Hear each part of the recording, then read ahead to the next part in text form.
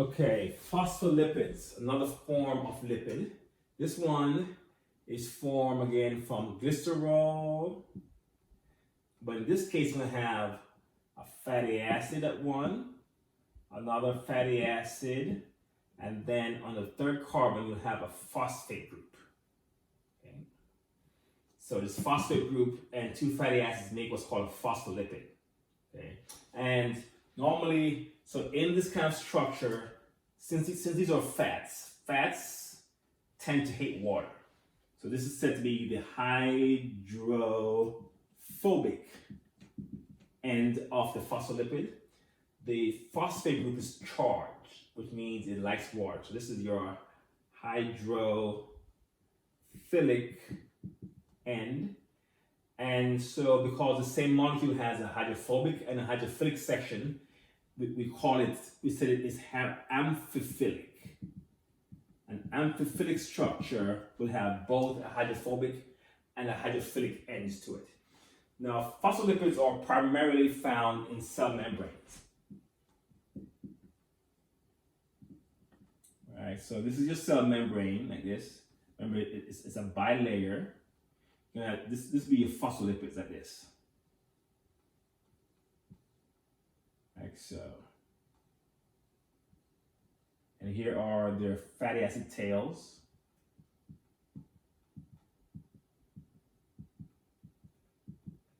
Okay.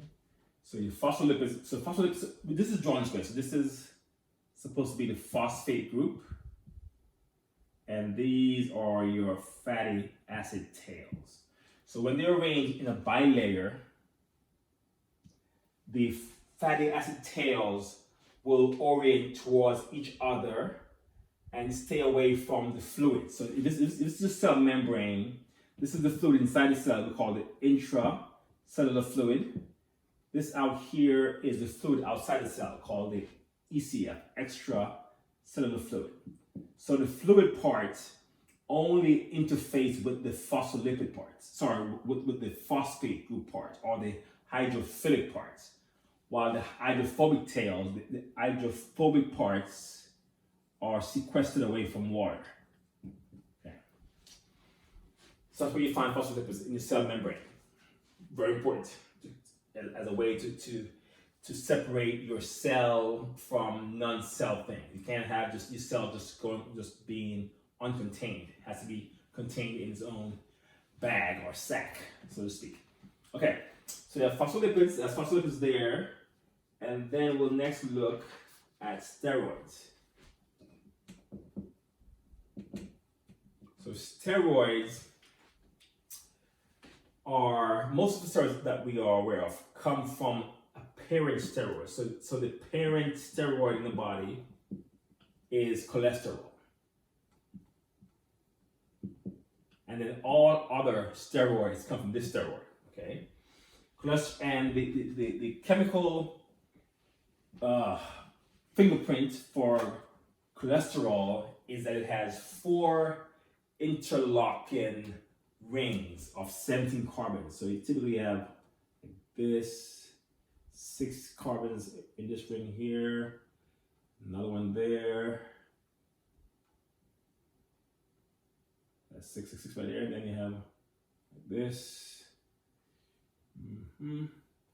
So I'll just trick you over here.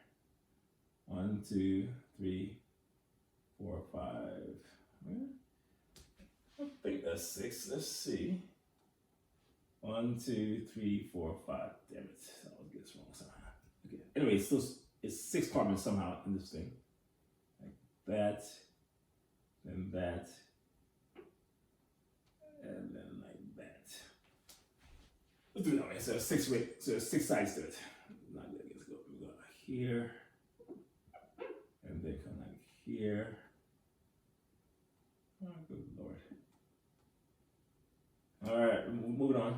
And then you have one like this. Okay.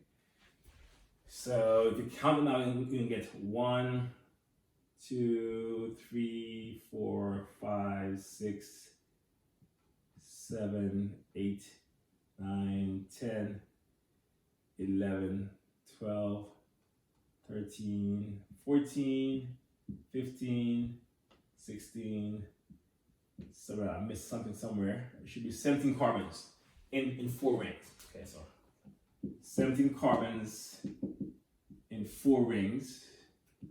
That's the hallmark of a class of steroids. They almost have this feature there. Okay, so then cholesterol will then give rise to other steroids like progesterone, estrogen, testosterone. Just small chemical modifications is all that's required to convert cholesterol into other forms of steroids. Okay, and of course, these steroids have various roles that they play in the body. Now, cholesterol, speaking of cholesterol, this is primarily made by the liver. Okay, around 85% of it. So, so we can affect our cholesterol through diet only minimally. Only about 50% of our level of cholesterol is based on what we eat. The rest of it is based on how much our liver makes of it. Okay, so cholesterol then is transported, carried through the blood because it's fat. It cannot be allowed to float in the blood. It will stick to your blood vessel walls. So it's transported by things called lipoproteins. These are fat protein complexes made by the liver, okay? And their job is to transport around the fats through your blood. So, these transporters, these lipoproteins, come in 3 forms. They're what's called very low density lipoprotein, VLDLs. These have a high amount of fat in them. So these typically contain your triglycerides, cholesterol, some steroids, or some fat soluble vitamins. And these VLDLs will deliver your triglycerides to your fat cells for storage. And after they drop off the triglycerides, then they turn into LDLs, low density lipoproteins, and then these will transport, cholesterol and other fats to your cells to be used there.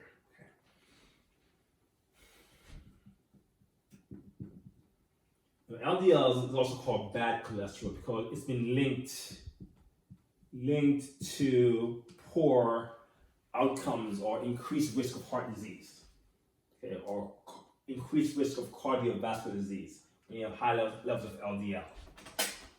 HDL is the third form of lipoprotein, and HDLs are again made by the liver, and their job is to collect excess lipids and transport them to the liver, where they can then be incorporated perhaps in your bile or be recycled. Okay, so we call this good cholesterol because it helps to clear your blood vessels of fats and extra lipids. Okay. Now we also have some values that we try to keep track of, okay, in terms of the amount of cholesterol that we want to see in the blood. So your total cholesterol, I want you to know this, should be around 200 milligram per 100 ml. Okay. And of that, your HDLs should be greater than 60 mg per 100 ml of plasma. Your LDL should be less than 100. Okay, those are considered to be healthy values. And then your triglycerides should be less than 150. Okay, that is lipids. We'll stop there.